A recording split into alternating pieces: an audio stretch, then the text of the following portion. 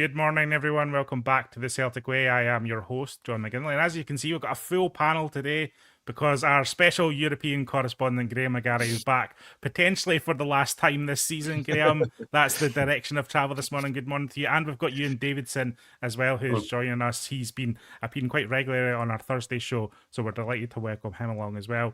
Graeme, how are you doing? How are you finding Stuttgart? And you mentioned to me off air, it's nice weather at the moment. A nice sweet trip over to Germany for you. Yeah, it's lovely. It's not really my sort of ginger baldy head is not enjoying the sunshine, but apart from that, it's great. Yeah, I mean, as I said to you, John, there's not a great deal of buzz around the game. I would say, even from the home side, I think there's a kind of dead rubber feel about the whole thing. But I'm glad to be here anyway. And the last leg, as you say, my Brian Burnett Scottish passport days are almost over for the season. But it's been a pleasure. And Euan, how are you doing this morning? I mean, you might be not as looking forward to tonight as maybe Graeme is. He at least gets to take in the atmosphere and a football match in the flesh. Us poor souls watching Northern Scotland, us poor soul Celtic fans have got to watch Celtic go out and trudge out against Stuttgart, Euan.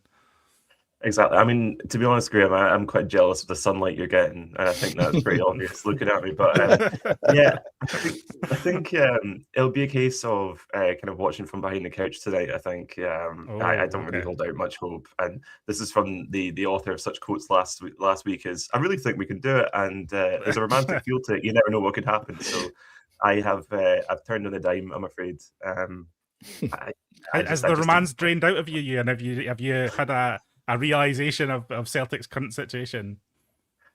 That should be a great headline for this video. Man loses all sense of romance after watching Celtic. Yeah.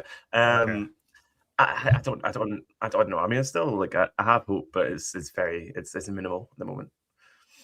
Okay, Graeme, you were at the press conferences yesterday. Well, first of all, you took in the stadium. Looks like a beautiful big stadium. It'll be, I think, at least the home fans will be happy tonight. There is a sizable number of Celtic fans travelling over as well, Graeme. So, look, I explained it as maybe a kind of a social experience for the away Celtic support, which these trips often are. So they'll enjoy their evening anyway, I would suspect, regardless of what happens on the pitch. But what was your take on the stadium yesterday? And of course, speaking to Martin O'Neill at the press conferences.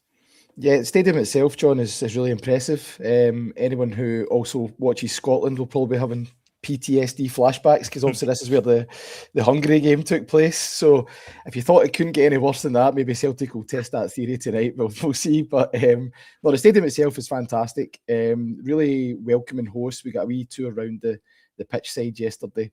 And it looks like a lovely arena. It's just a shame that the game is not more competitive, if you like. There's not something really live going on to the game. The sense I got from Martin O'Neill yesterday at the press conference was that, he'll never say that this is a nothing game and he doesn't need it, but I mean, with the game on Sunday coming up, the run of fixtures that Celtic have got, as I said previously, they need this like a hole in the head, to be honest with you, this game. Like that final goal at Celtic Park last week just kills the tie completely for me.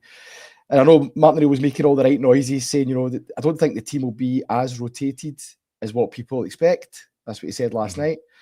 Probably because, what options does he have? You don't want to go into that game on Sunday on the back of a 4-5-0 as well. So I think there's a balance to be struck here in terms of resting players for Sunday and for the games ahead.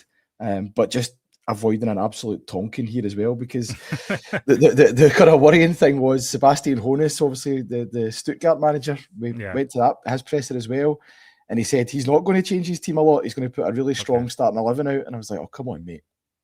It's that Simpsons meme, they're already dead. Just let's shake hands on a 2-0 and we're going to get up the road. Okay, you mentioned rotation there, Graeme. So instead of doing a predicted 11 this morning, I usually do those on the morning of a show. I try to put together a predicted 11. What I've gone for is Celtic's most possibly rotated 11 this evening. So as you mentioned, Graeme, I don't think it'll be quite as extreme as this. I don't think this will be the team tonight, but I just wanted to give people an example of kind of what rotation could happen in what positions. The only kind of borderline call I would suggest here is maybe Dyson Maid or Sebastian Tenecti, depending on which one Martin O'Neill wants to start against Rangers on Sunday. But this is essentially who could come in for, who could potentially play tonight, I would suggest. So I think Austin Trusty will play, obviously, because he's suspended for the next 3 games, unfortunately. So yeah, and I guess we'll see how extreme the rotation will be. I mean, I would expect Callum McGregor to play, because he seems to play every single game for Celtic. I'm wondering what's going to happen with that defence, Euan. It's a bit of a struggle because he might just want to play Liam Scales and Austin Trusty and just, because, as Graeme said there, we don't want it to be a Tonkin, but he might rotate it up too. I think Colby Donovan or Anthony Ralston will start on the right flank. Julian Araujo hasn't travelled with the squad, so there will be a change there. And I could see Kieran Tierney getting a rest tonight, Euan, because obviously he's played quite a lot of late. And Marcelo Sarachi actually needs the game time to get back up to speed himself as well. Mm-hmm. Yeah, I mean, for what it's worth, it's a pretty grim situation we find ourselves in, isn't it? I mean, this is, we're in another knockout round in a European campaign, and we're talking about how much rotation is going to be for the second leg, because we're essentially out of it. And this is a situation that the board has put Martin O'Neill in tonight. I find it so disillusioning. But in terms of the actual question you asked, John, yeah, I mean, the defense is questionable. Dane Murray, he hasn't really done enough to convince me as of yet. I think him and Trusty is potentially questionable back too. But then, yeah, I can absolutely see the logic of resting Scales ahead of the weekend. Sarachi obviously is really good backup for Tierney. You could make the argument that some of his performances have been better than Tierney on the whole. Yeah, I mean, it paints a picture, doesn't it? It paints a picture. Graeme, At least, what are your thoughts? Yeah, sorry, just to bring Graeme in. What are your thoughts on kind of how much rotation will be in the team tonight, Graeme? Do you think we'll see some regulars? Will we see a familiar spine to the team, as in Schmeichel, Liam Scales, Callum McGregor, or is Martin O'Neill going to change up that as well? I think there will be a familiar spine, probably out with Schmeichel. I think he'll play Sinisalo tonight, which is really interesting for me, because if Sinisalo comes in and has a really good game, what does that then mean for Sunday? Because obviously there's a massive question mark over Kasper Schmeichel at the moment in his form. I think all season he's been pretty poor, and I think he would admit that himself by his own standards. Sinisalo, I know Martin O'Neill likes Kasper Schmeichel. He likes the leadership that he brings to the team and the presence he brings. But if he's chucking in 1 or 2 goals a game, that sort of negates that for me. So I think that's a really interesting dynamic tonight. If he goes with Sinisalo and he has a great performance, does that give him a headache for Sunday? Does he just bring Schmeichel back in? I don't know. I mean, that could be a case of motivation for the players to be like, look, if you play well tonight, you're in contention for some sort of role on Sunday. Or in the coming weeks. Some of these players haven't played. I mean, I'm thinking a player like Luke McCowan, for example. Now, I don't think it's a guarantee he starts tonight, but he must be desperate to be more of a part of this Celtic team at the moment. You put him out there and say, give a performance of your life, son, and you might play against Rangers either on Sunday or in this cup game coming up. So there's a possibility for these types of players to kind of stake a claim, if you will. Comment here, just because the reason I'm bringing this comment, because it ties in with something kind of Martin O'Neill alluded to in his comments in the press yesterday. Dan Tinney said, I'm sorry, but that Stuttgart team were not great under pressure. They missed passes, put the ball out of play from simple passes. Celtic were just awful. They were not a Roma, is what I mean. Martin O'Neill saying yesterday, Graeme, it was never a 4-1 game last week. That's what he said. And kind of, I'm not sure how to take some of Martin O'Neill's comments yesterday, but I mean, I thought Stuttgart were thoroughly worth the win last week, and it's not given me much hope that they're able to be got at this evening, put it that way. No, but I do kind of take that point, though, the comment there, because, I mean, I thought Stuttgart were well worth their win, but I do agree with Martin O'Neill. I don't think 4-1, I think, was a slightly harsh scoreline on Celtic.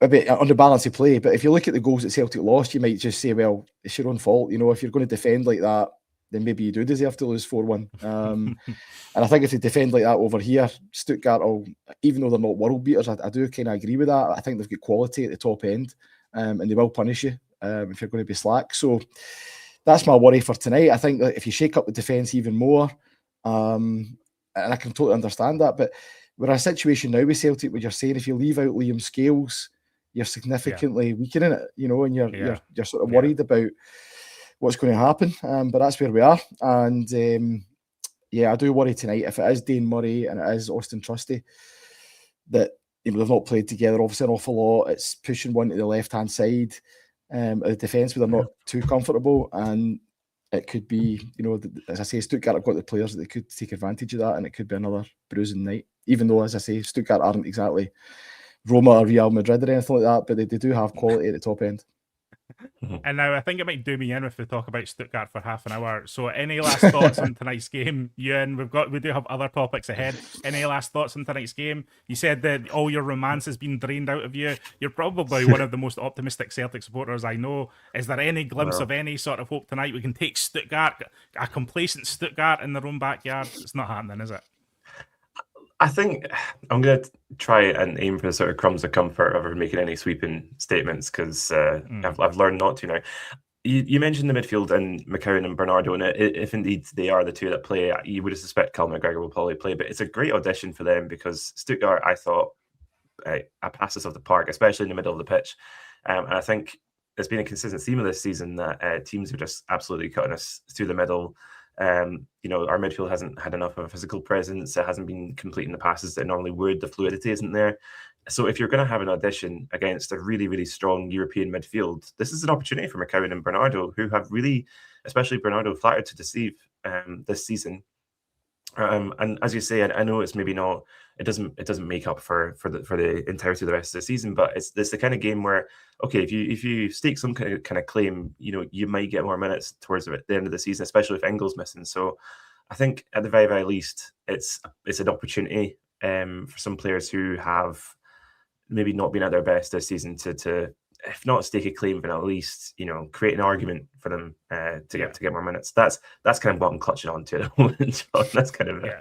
We'll get that. We'll maybe do something, get a draw of some sort, maybe, come out of the match with no injuries, no more injuries this season, please, and we can all consign the Stuttgart tie to the bin, shall we say? And listen, looking back, more misty-eyed and romantically, it could be Martin O'Neill's last ever match with Celtic in Europe, so there is that aspect to it, of course. A storied, famous career in Europe with Celtic, but it seems to me as well that it's coming to a crashing end this evening, but we wish the team well, as always. We will move on to some of Martin O'Neill's other comments in the press conference yesterday. We're not going to escape the show without talking about VAR, everyone. This is what Martin O'Neill had to say on the VAR situation at Austin Trusty. He was asked why they appealed. He kind of intimated at the weekend that they might not appeal. But he said, I'll tell you why, because the referee, as he told me on Saturday, has seen the incident. It's not as if he hasn't seen it, he's watching it. And when he's asked by a very excited man in VAR saying delay, and they asked him, he said, no, it's nothing. He said, I'm just going to have a word with the players. And then he has to trot over then to change his mind. It's ridiculous. All I'm saying is that VAR will, in time, we won't need a referee. VAR will do it wherever they're doing it from, because that's what they did. They've asked the referee to overturn something that he's actually seen, and so I've got a player who's missed 3 games. He was visibly annoyed, Graeme. He wasn't happy with the situation. I feel like no club, I can't think of a club in Scotland right now that is particularly happy with the way VAR functions and the way Scottish FA utilise it. What did you make of his comments? And do you subscribe to this theory, Graeme, that this is all just deflection this week because of everything going on at Celtic? No, I don't think it's deflection, actually. I agree with the thrust of Martin's point here. Even if you take out, you can debate the incident all you want, whether you think it was a red card or whether it wasn't a red card, but I think the mechanics of how they got to the decision, that's where I agree with Martin. I think that's something we do really need to look at. And it's just from a newspaper point of view, I was delighted that he actually started talking about it, because there's only so much you can write about, oh, you're going to play Junior Adamu, that's great. But no, he was very animated about it, and you actually saw, I think it was Liam McLeod at the BBC that was asking the question. And there was a girl at the microphone on a kind of long stick. And as she was coming to get the follow-up question, Martin O'Neill didn't even wait. He just kept going and kept going and kept going. It's ridiculous, and he's banging the desk, and you can tell that he's really angry about it. And yeah, I do agree. I think there is an element of re-refereeing going on. And the thing about VAR for me is, an incident like this, the Austin Trusty one, it strips the context. So you go and the referee comes over. He's seen the incident in real time. He's decided there's nothing in it. You can agree, as I say, you can argue that point. But the referee on the field says, you know what, just get on with it, lads. he gets brought over the screen, he's showing slow motion, he's not showing the kind of grappling going on beforehand. You just see the kind of arm coming down in slow motion and you think, right, okay, that's a bit aggressive. I think if you look at all these incidents, you can always find something. And I think we're over refereeing the games. And yeah, I think there's a big difference sitting in Clydesdale House where there's no feel for the game and how things are going. You're just looking coldly at decisions. And I think if you look at it, I think there was 5 red cards in the 6 games over the weekend. Ludicrous. And I think they're finding things to send people off for. And I totally agree with Martin. I think there's re-refereeing going on, and it's to the nth degree now, and it's hurting the game for me. And it's just a shame, I think, for Celtic as well. I'm not defending Trusty. I think he was silly to do what he did. Martin O'Neill actually did say that as well. You know, there is a case for saying don't put yourself in that situation when you give the referee a decision to make. But I would also say he's now going to be missing for 3 of the most important games of the Celtic season. You know, it wasn't really the biggest transgression in the world. And I think if the referee had just booked the both of them, Trusty and Jamie McGrath, we wouldn't even be talking about this. Yeah, exactly. I agree with that. And actually, and that's the point, Euan, isn't it? Like, VAR was pitched to us as kind of like, it's going to mop up all these clear and obvious errors, as they say, incidents that referees and officials have missed. But again, if a referee's seen it and there's no material evidence to overturn like the initial decision, as Martin O'Neill said, no, it's not as if the referee has not seen that incident, and that's a frustration. And I think it's a frustration for managers and players. It's a frustration for supporters as well, Euan. Yeah, absolutely. I think there was actually a pretty significant groundswell of support for VAR initially. I think the concern that a lot of people had at the same time was that, okay, but can part-time SFA referees actually carry this out effectively? And that seems to have been the sticking point. It's this inconsistency in terms of decision-making processes, because I think you can view the incident and you can view how it was given as mutually different exclusive things. Clearly there's an issue with the process of this, because as Graeme's pointed out there, you know, on the pitch, the referee sees it very, very clearly, makes a decision, and it's this sort of element of surprise and how dramatically that was kind of overturned from Clydesdale Houses. That is a concern. I don't think you necessarily have to have green tinted specs on or to be a conspiracy theorist to think there's an issue with the process here. And we've seen it with other instances as well. And I think it's not necessarily just Scotland. I don't know if you saw the Juventus Galatasaray game last night, but there was a pretty kind of nothingy incident that ended up with a red card for I've forgotten the player's name. He lands on the Galatasaray player. He's coming down from heading the ball and accidentally sort of reeks the back of his leg with his studs. And that ends up being a violent conduct red card as well. It's just this, it's the consistent refereeing of decisions that in real time, there doesn't seem to be significant intent. There doesn't seem to be any sort of real kind of, I guess, violence to it. And it just seems, I hate to say it, but it seems like the rules are being changed as we go along, week to week, a lot of the time. I think this is another instance where that, I think fans have a right to be, fans of any persuasion have a right to be confused as to, okay, well, what's actually a red card at this point? But yeah, sorry, again, I'm going on to different things, but I think, Celtic absolutely have the right to question, like, why has this decision been made in the way it's been made without necessarily disagreeing with the decision on the pitch, if that makes sense. Yeah. What I was going to say, can I join? Just if you take it away from the Austin Trusty incident with Jamie McGrath, look back to the Austin Trusty red card at Tynecastle. Now, Euan spoke there about, you know, the rules been changed mid-season kind of thing. That's what it feels like. You look at Dogso at the moment, denial of obvious goal score opportunity.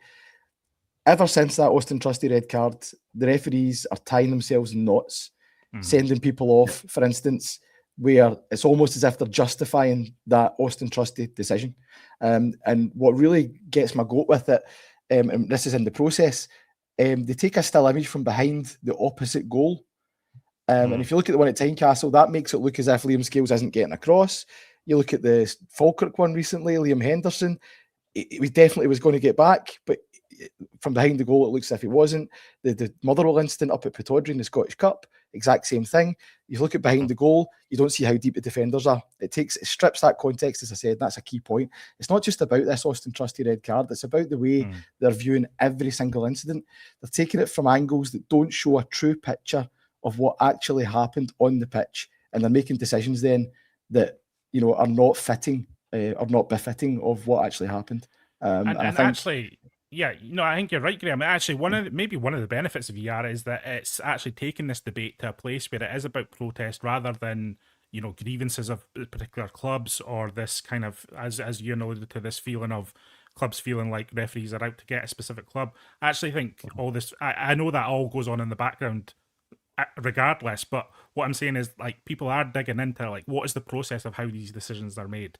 How are they applying the rules that are given to them? I think VAR has brought forward that sort of debate, and I guess that might be healthy in the end. But at the moment, as you say, it just seems a bit like scattergun, and like they look afraid to me. Like the entire VAR department, the entire refereeing department, the Scottish FA, they come across often to me as scared of perception and how they're perceived a lot of the time, which is not ideal because you need these guys to have authority. And that's actually something Martin O'Neill said yesterday, Graeme. He alluded to the fact that, referees don't have much authority anymore. He said that's got to be debilitating for a referee when he's asked to re-referee an incident that he's already made a decision on. You could see why it might sap confidence in the long run. Yeah, I actually thought it was a great point that Martin made, and it's something I've noticed throughout the season, is that the referees themselves, the on-field referees, are becoming more and more scared to make decisions. I don't know if it's a conscious thing, but it's almost as if, let's say there's a penalty claim, it's a lot easier for them to let that go and allow VAR to make the call than it is to give the penalty and then overturn it. And that's almost what it's like. It's almost as if there's a hesitation from the referees on the pitch to actually make big decisions. And I think it's affecting their standard of refereeing. I really do. And as Martin O'Neill said last night as well, there's a real fear that with the title race being so tight, that it's going to be something like this that decides it. And the referees, I mean, it's a thankless task. I've got a lot of sympathy for referees in terms of, the scrutiny that they're under, the pressure that they're under. But I really, really hope that it isn't a VAR screw up that decides the league title race, because the summer will just be hell. But that's where we are, and I think there's so little faith in the VAR process and in the officiating teams at the moment that I think it's undermining everything that they do. Euan, is there an argument, and I don't think this is probably ever going to happen, is there an argument to kind of pare back how VAR is used? I think the offside stuff has issues of its own, and sometimes the angles aren't great, and sometimes the pixelation of the cameras isn't perfect. I mean, remember the Jota goal. Don't want to bring that up for Graeme, but the Jota goal, that was all of that, and there have been issues with offside, but I do feel like it's more. There's more substance to those decisions getting overturned, goals getting disallowed for offside, etc. I feel like the subjectivity with the way VAR used is where it's fallen down at the moment. Is there an argument to say, like, pare it back, just make it offsides and like obvious handballs, etc., or is the genie out of the bottle, as they say, Euan? I love that phrase. That's a good one. I think what bothers me most about it is that you see it used in international tournaments. You see it used in other countries far more effectively. And I know budgets are different, and I know, the standards of refereeing are different. I think what it comes back to is the fact that we still have a refereeing infrastructure in Scotland that isn't professional, that isn't, it isn't modern, I don't think. I think it's not just a case of whether or not VAR is working effectively as it could. It's whether or not the system of refereeing as a whole works as it should. I don't know about paring back VAR because, I mean, again, and I know it's quite a fashionable opinion to have, but like, generally speaking, objectively speaking, I like it as a thing. I think it's a useful, necessary thing. You're on thin ice here, Euan, with that. I know. With me. I know, but that's when it's used effectively, and it was when it's used correctly. But I think you get like debatable decisions where it takes 3 or 4 minutes to decide on something that is utterly subjective. It adds actually more to the referee caseload than was already there, and referees were already getting enough abuse for their own decisions, let alone ones that they have to like overturn on the pitch. I just think the whole thing's kind of broken, to be honest. And I know, like, asking the SFA to do, I'm not going to use the phrase root and branch or anything like that, but I think we need to, take a collective look at the standard and quality of refereeing, how we integrate VAR more effectively, and how we come to decisions that are A, correct, and B, much more timely, so we're not having to wait around. Because I know you get bad examples in other leagues, you get dodgy VAR decisions wherever you watch football nowadays, pretty much, but you see it done. You see it used correctly in our leagues more than you don't. Yeah. So, but Graeme, would you say overall Willie Collum a step forward from Crawford Allen? I would suggest, and is it moving in a more positive direction, the refereeing department at the SFA? What a question. I think in terms of his communication, yeah, big fan of Willie's communication. I think the VAR show was a well-meaning idea. I think the KMI panel was a well-meaning idea. I'm not sure of the value of it, to be honest. But yeah, communication has improved. Has the standard of officiating improved? I think that's a harder sell. I think that's, I don't think it has. I hate VAR. I'll put my cards on the table. Always have, always will. I understand what Euan's saying. I get the fact that, there is big match changing decisions that sometimes can go against you. And some of the decisions in the championship this year, if you speak to any championship manager, they'll tell you it's like the refereeing down there is horrendous, and they wish sometimes they had VAR. But then if you speak to any fans in the championship, one of the main themes they'll ever say is that, I'm so glad that we don't have it. I think it impacts the fan experience in the stadium. I don't think we're getting clarity. I thought that the things that VAR was supposed to bring was clarity around decisions, big decisions. One stock phrase that really annoys me is that people say, it's not the technology, it's the people using it. Now, there's two points I would make on this, is that it is the technology, because our version of the technology is rotten. You mentioned that Jota goal at Fir Park. I think one of my mates filmed that with his phone for his season ticket seat, you know what I mean, up there in the main stand. Don't get me wrong, if people know me, that I was relieved it got chopped off, but never mind. But this is what I mean. The technology itself that we have in Scotland, the level of investment that we have in it, I don't think the clubs are getting a return on that. In terms of, they're spending a lot of money, relatively speaking, on a really kind of poor version of the technology. Secondly, it is the people using it, but that's who we've got. That's the referees we've got. And I think where VAR elsewhere, as Euan touches on, in some leagues it has, not straight away. I would say when you look at the English Premier League, they've got full-time referees and you still see quite a lot of mistakes, but I do agree the process in which they're using it has got a lot better. And it's a lot quicker, and it's, they've got announcements at the side of the pitch. It keeps fans in the loop. That's one of my bugbears, that when you're in the stadium, you don't really know what's going on. I think in Scotland, what it's done is it's not helped referees. It's only highlighted just how poor the standard is. And I think it's sort of heightening that. I think, you're seeing it every week where there's decisions that you're looking into slow motion thinking, how have they still come to that decision after seeing it 3, 4, 5 times? They've lost sight of the clear and obvious directive. I mean, that's went out the window. So for me, I would bin it tomorrow, but I understand, I'm a realist. I know that's not going to happen. But I just don't know how we improve it without the finance to get it to a level like the EPL. As you say, there's not going to be full-time refs. There's not going to be more investment in the technology. So if we can't have it where it's actually adding something to our game, why do we have it at all? That'd be my point. Yep. Okay, so perhaps more relevant for Celtic's future is Celtic's ability to compete in Europe. And actually, one of the big talking points this week has been comparisons to Bodo Glimt. They're obviously performing heroics in the Champions League. They knocked out Inter this week. It's been a bit of a talking point among supporters. The Bodo Glimt thing was put to Martin O'Neill yesterday in relation to previous comments he had made regarding Celtic's finances and their ability to compete in Europe. As we know, Bodo Glimt have fewer resources than Celtic, lower wage bill, etc., and they seem to be managing okay.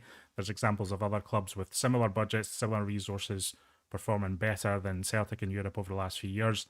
In fact, I think you only need to look across the city that Rangers have done a better job in Europe generally over the last decade than I would suggest Celtic have. So lots of arguments there. The Bodo Glimt thing specifically was put to Martin O'Neill. Euan Martin said, Bodo Glimt are the exception that proves the rule. He said it's been terrific effort by them. He said they have a massive advantage in home legs because they play on an artificial surface for a start.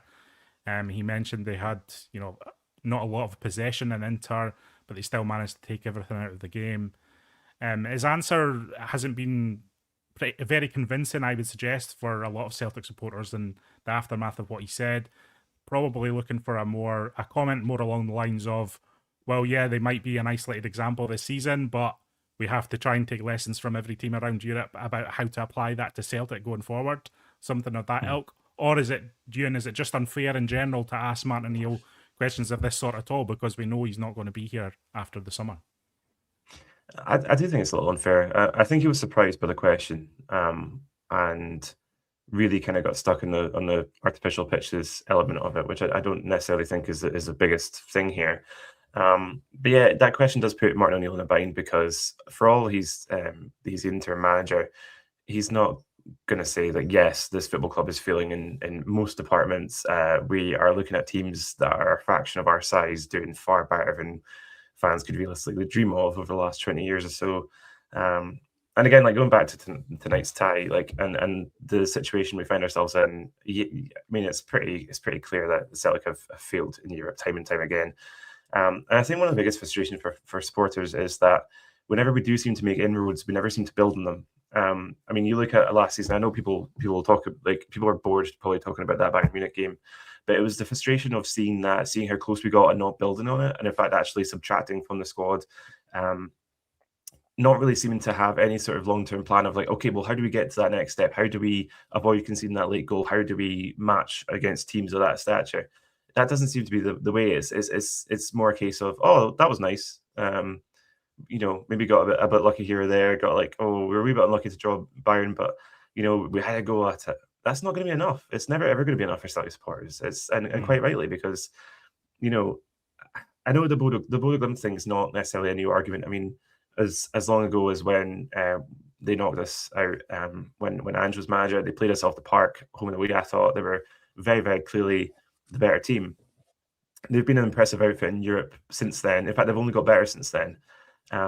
So it's the fact that the clubs like that, you have Club Brugge, you have a raft of teams around Europe, even the likes of Paphos, Kairat Almaty have recruited really well. Their goalkeeper is performing especially well in Europe this season. It's not just Bodo Glimt. There's a raft of clubs you can look at and say, like, why aren't we doing this? We far exceed their budget. We far exceed their fan base. We far exceed what's possible in terms of what we can actually do at this football club, and never ever seem to learn from it. So, yeah, Martin O'Neill's not going to say any of that though, because he'd be cutting off his nose. He'd be cutting his nose to spite his face, because he's the interim manager that would put him in a difficult position. But it's just it's a pretty grim state of affairs for Celtic Football Club, and I mean, in itself, the fact that we've brought back a 73-year-old manager who was our manager 20 years ago to get us out of a crisis is a case in point of how far Celtic are behind the teams we should be beating in Europe. That's as simple as that for me.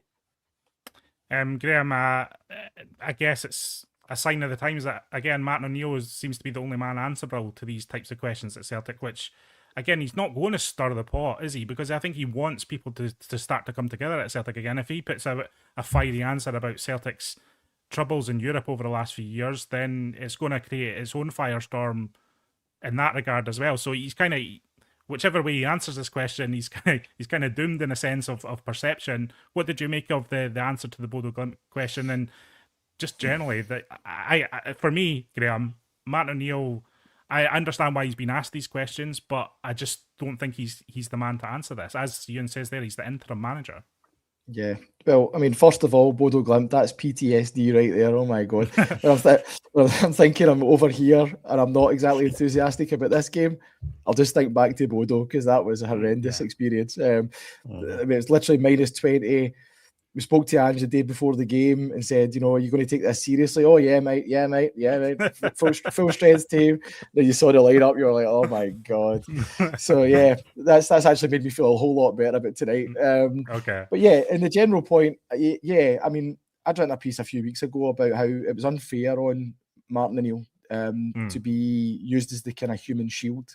The reason he's getting these questions is because it's in lieu of anyone else being there to answer them. He's the one who's been front and centre, who's had to field these questions, and Martin, what's he going to say? I find it a bit, I understand why he's getting a wee bit of criticism, Martin, in terms of people are saying he's very much sort of taking the board's stance on things and defending the board, and I can see why that would rub people up the wrong way. But again, you know, he's in an impossible situation there. You know, what is he going to do? He can't come out and say, yeah, well, you know, the club's fractured and I want everybody moving in the same direction. But by the way, the board are incompetent and we're moving backwards and, you know, all this kind of thing. He's got to maintain a semblance of, you know, just trying to keep everything together, trying to get everything moving forward. I think he's performed really well so far in terms of trying to unify the team. I think the squad itself is quite unified. And the fans obviously all love Martin O'Neill, right? There's no getting away from it. But yeah, I think him being in this position where he's got to basically defend the indefensible is unfair on him. And I just hope that, I mean, I don't think it will tarnish his Celtic legacy in any way. I think when we look back on this, whether he wins the title or not, everyone will say thanks for your service and thanks for answering the call.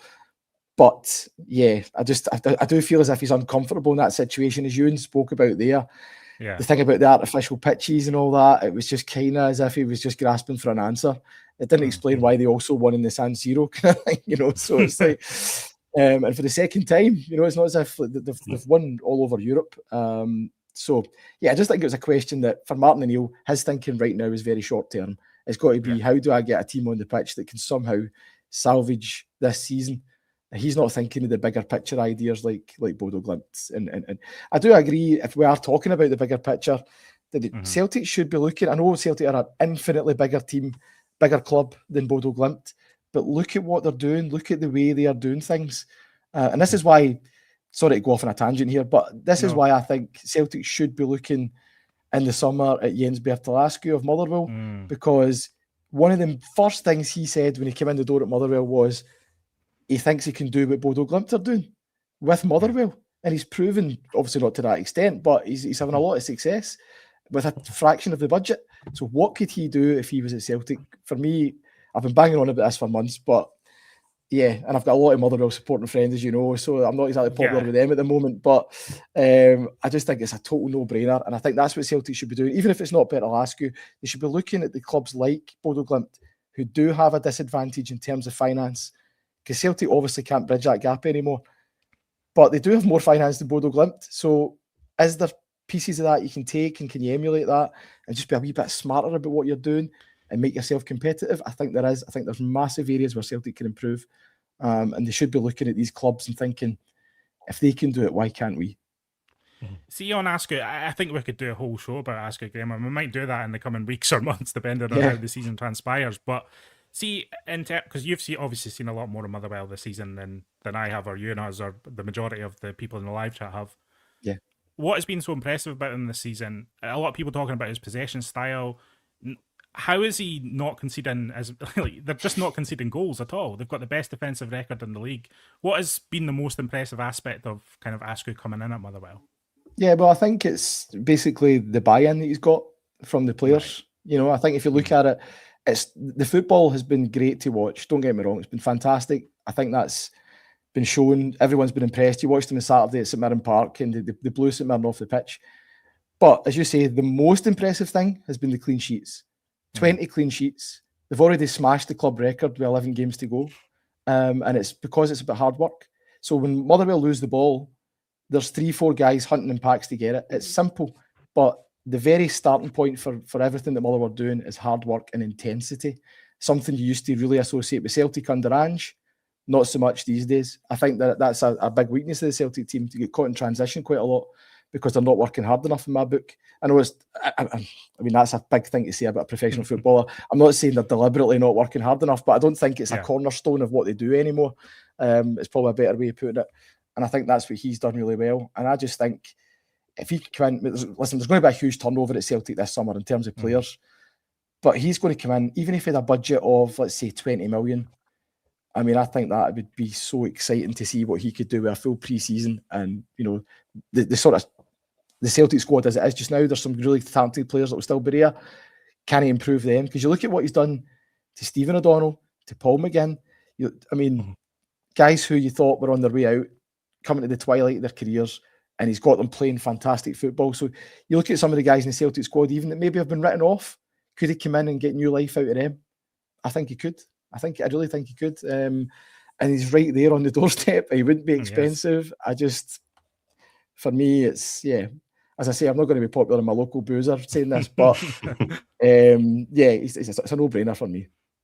Yeah. Are you on the Askou Express, Euan? I was trying to think of a really good train pun there, and I've completely lost it. I'm sorry.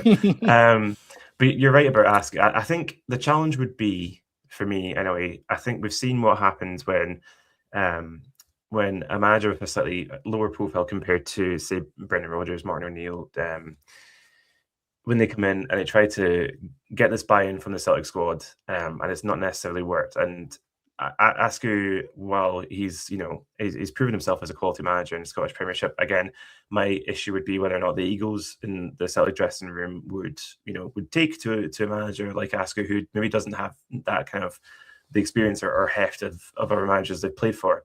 At least with Ange, he'd managed at a World Cup, he'd won things around the world, and maybe it was a bit easier for him in terms of his achievements and force of personality to get buy-in from that dressing room.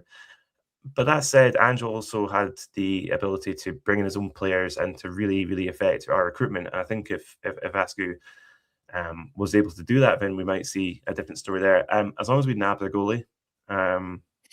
Callum Ward, he's in all seriousness, he's a really good example of the kind of player you're talking about that was maybe written off, because he made no appearances last season.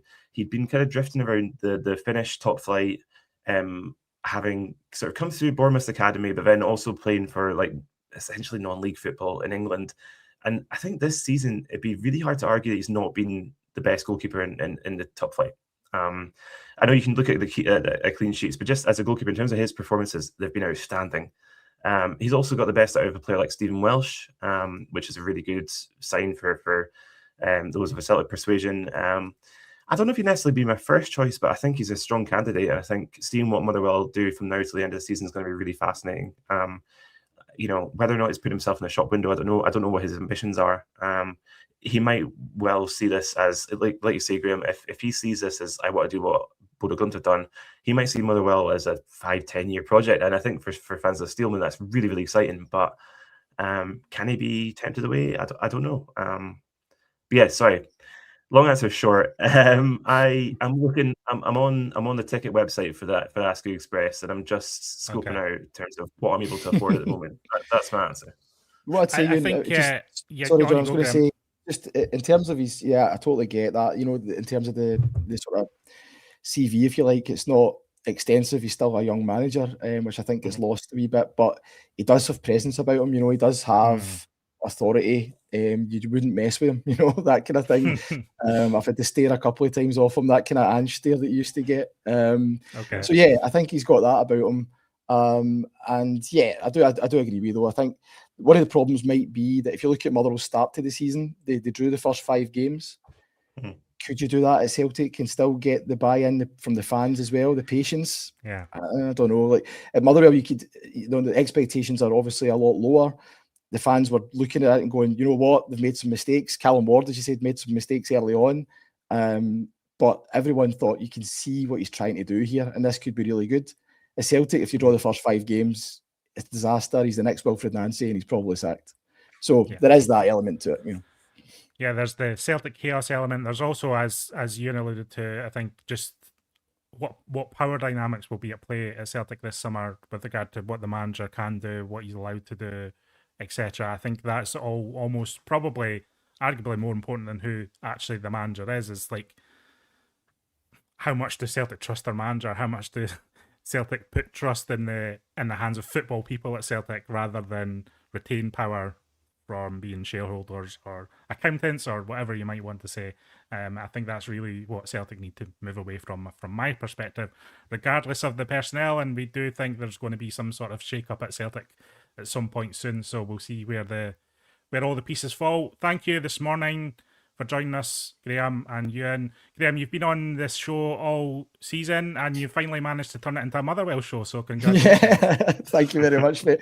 I thought one last chance at it, I better take it, But no, thanks for having me. I've enjoyed going around, and if you think back to the heady optimism of Herning when we actually thought they were going to beat Michelin, remember, and get brought back crashing down to earth. But No, it's been quite a journey. And, you know, I think there has been high points. There has been high points. I think Bologna away was a good performance. Even Red Star Belgrade, Cervena Zvezda, if you like, was decent. So I don't think it's all been low. And I think there was a kind of malaise about it because it wasn't the Champions League. And obviously it's going to end on a sour note. But I think all in all, considering the turmoil at the club, it's not been a unmitigated disaster. I'll say that much. Okay, thank you as always, Graeme, and thank you, Euan. We'll see you again soon as well. And listen, we'll have a live reaction. I think myself and Josh will be on tonight discussing the match, so we will have coverage of the game tonight. You can catch Graeme's coverage on Celtic Way and the Herald as well, of course, throughout the next couple of days on what's transpired in Stuttgart this evening. And yeah, thanks for joining us live chat. Leave your comments below about today's show, any of the topics discussed, or where you want Celtic to go in Europe next. Whether you want Jens Berthel Askou to be the new Celtic manager, you can leave your comment on that as well and inform us of your opinion there. And we'll see you again next time on the Celtic Way.